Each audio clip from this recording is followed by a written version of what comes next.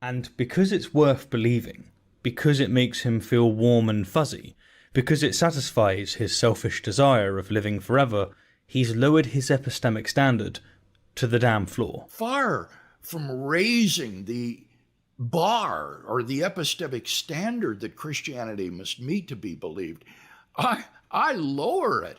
I'm not going to polish this turd. It doesn't deserve it. What the actual This is Ray Comfort level nonsense, coming from the mouth of perhaps the most revered and respected theist of our time. Sweet zombie Jesus, what the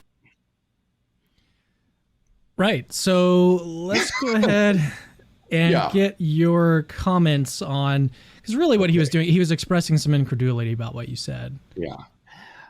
And I think that Stephen's incredulity is born out of a lack of understanding. Epistemologists distinguish between pragmatic justification and epistemic justification. Epistemic justification seeks for truth-directed reasons for holding some belief. That is to say, it seeks to provide reasons to think that the belief is true. Pragmatic justification seeks for non-truth-directed reasons for believing something to be true. And in doing pragmatic justification, what one basically does is a kind of cost-benefit analysis. One assesses the costs associated with having this belief with the benefits associated with having this belief. And if the benefits significantly outweigh the costs, then you can be pragmatically justified in holding that belief. So this is not a matter, as Stephen suggests, of what makes you feel warm and fuzzy inside, nor is it a matter of selfishness and narcissism. It's just simply doing a kind of cost-benefit analysis of the belief in question. And the very interesting thing, Cameron, as you know, is that sometimes epistemic justification and pragmatic justification can come apart. And pragmatic justification might lead you to raise the standards for believing some proposition to be true, or it might lower the standards for believing some proposition to be true. What Stephen Are you talking about pragmatic encroachment here? Yes, that's one word for it, one name for it, is that the pragmatic can encroach on the epistemic. So to give an example, it's frequent in the literature.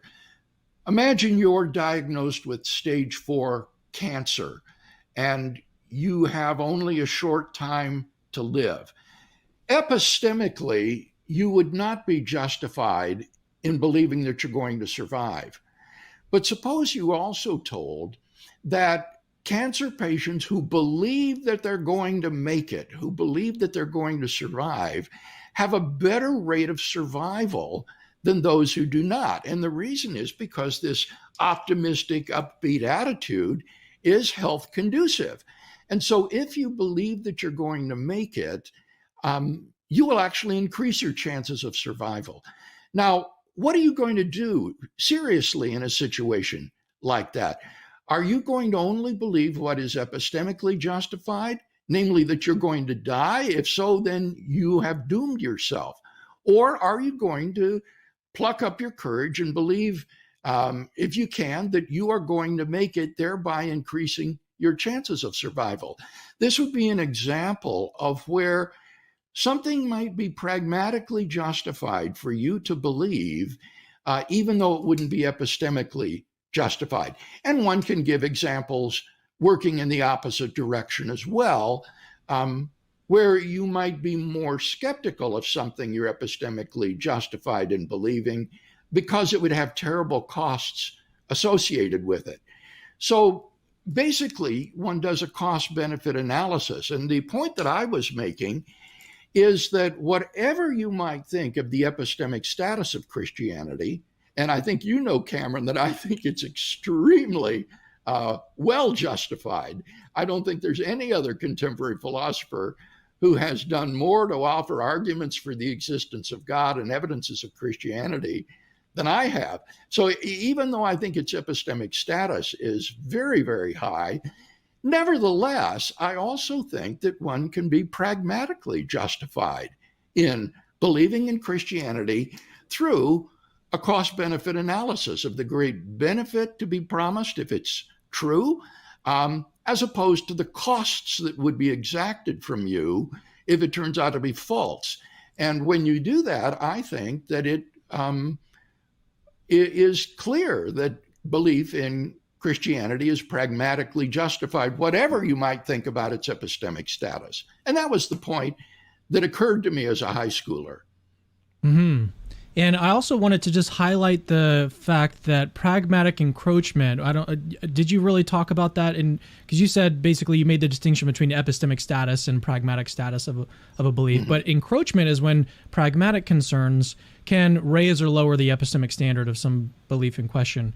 And so some philosophers think that actually pragmatic concerns can do this. They can raise or lower the bar of the epistemic warrant or justification that's required for some belief to be epistemically justified.